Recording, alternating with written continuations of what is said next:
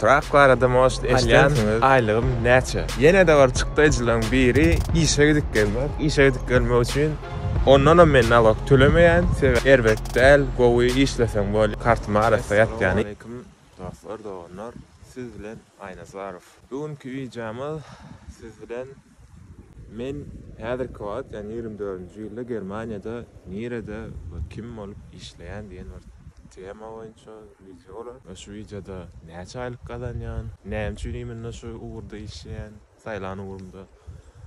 Şu datlar barada bir gysgarak bir video bolar. Dostlar, sizden haýşym şu wagt videonyň başynda video like basmaklygy, dostlaryňyz bilen paýlaşmaklygy, hem de komentarlarda yazmaňyzy, ýani Germaniýa barada näme bilesiňiz gelýän bolsa yazmaňyzy. Sizden haýşy edýän şu komentarlaryňyz boýunça hökmany ýagdaýda video çeker.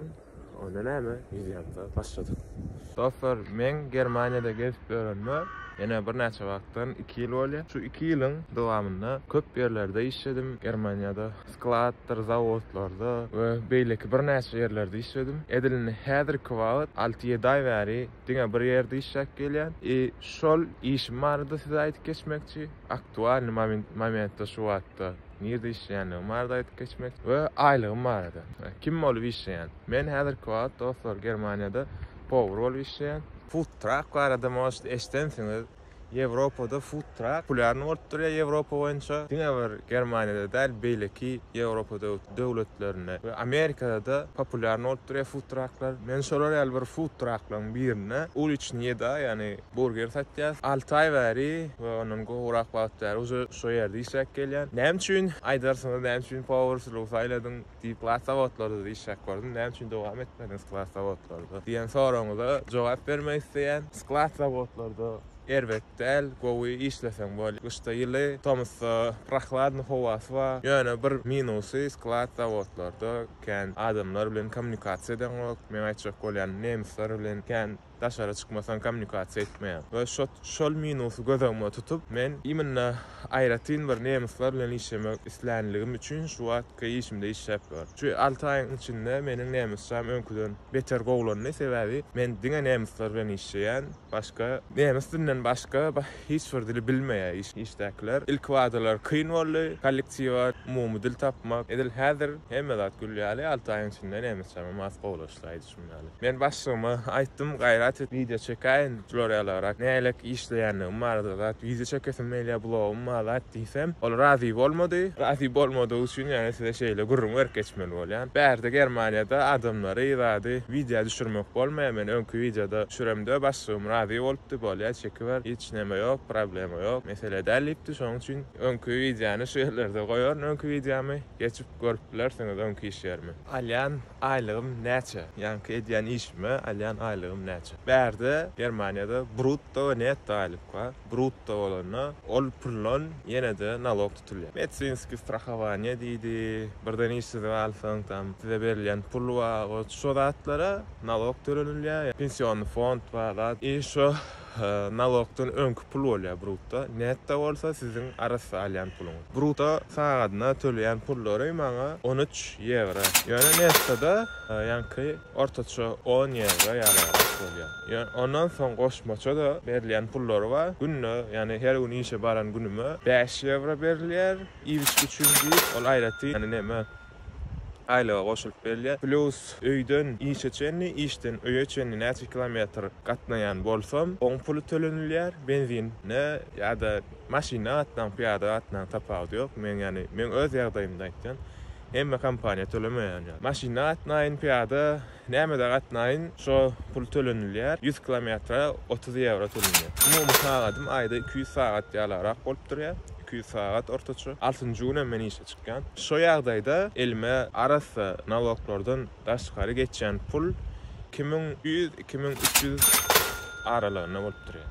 Ýöne goşmaça ýene de alýan pulum bar. Ol kartyma arasa ýatýany 2200-2300 euro. Goşmaça men opşupitdi işlerim üçin temem uliçnaýda berde şonýaly nemelere kafede zatda iýip içenlerine adamlar ortaça iýip içen pullarynyň daşgary 10% ýaly çay pul goýulýar. Edil hemmesi edel goýýarlar ýöne köp. Size düşen çay pul arasy sizin özüňiznki ondan nalogda tölemek gerek.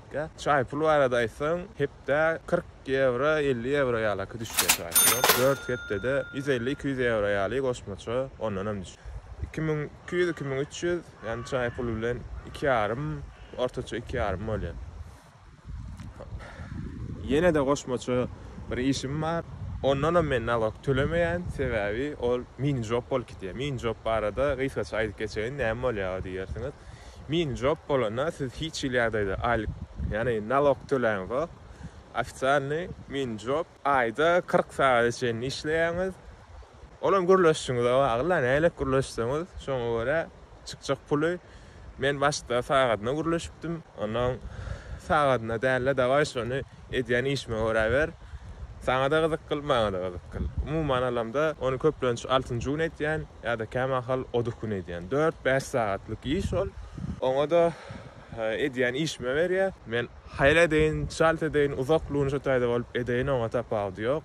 Çoğur pulu berýär maňa. Olam 100-120 euro bolup durýar hepdäme. Onuň aýda da 400-500 euro ýaly goşmaça olam bolýar.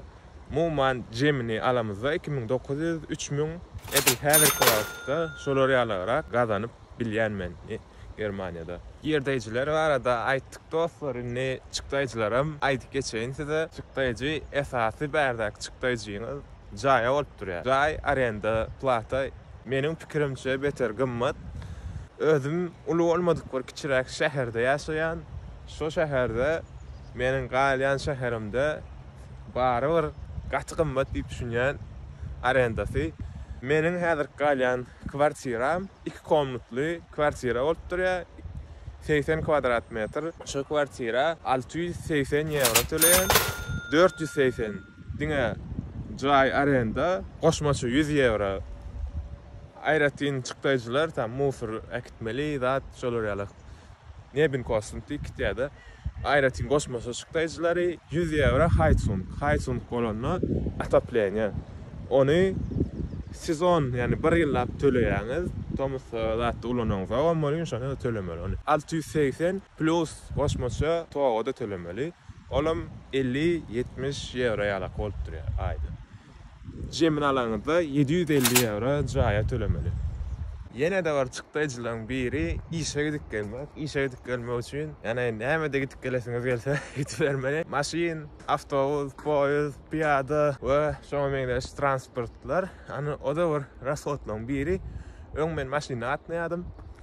Maşin berde arzan. Görüpdiňiz videoda taýlarda sylkasyny goýar, geçip benen görüp bilersiň.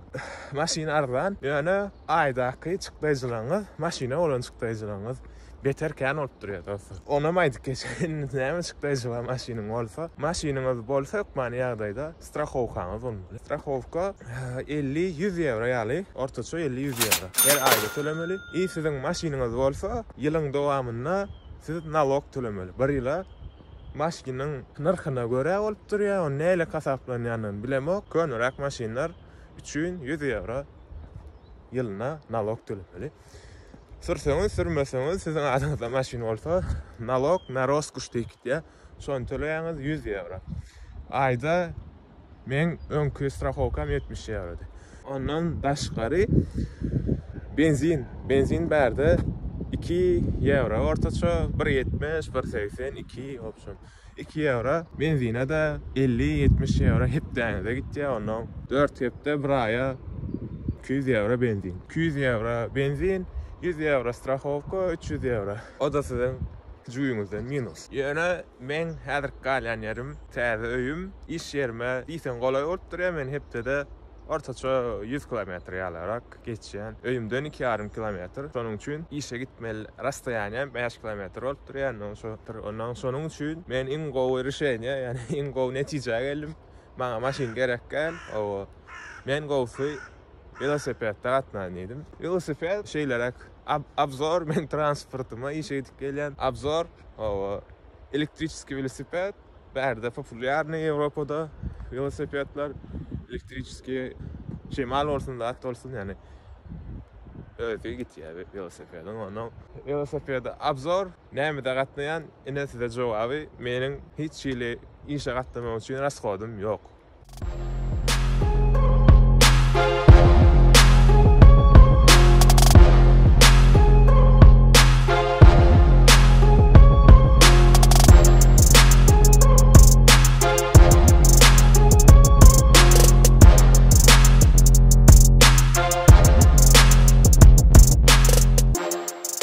Yine de bir çıktıcılan biri İviçki näsik aýdy. O soraňyza jogap İviçki her kimin İviçine bagly. Men sport sala gatnaýan, sport sala daýratyn, ýani onu maýarmaly statya raskot oda 40 euro aýda men kartymdan tutýarlar. Gatnamasam ýok many da tutulýar. İviçka häzir men power bolup işleýänligim üçin maňa Canver çykanok.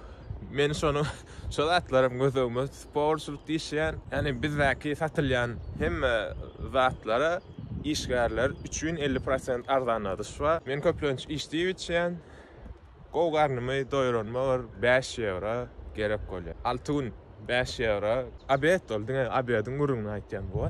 5 euro altyndan 30 euro. Boşmaça ertirlik var, akşamlık var. Ona da yine de şular ýalyk 5-6 euro. Günüňe mumman alanda 10 euro İviçkiňe gerek.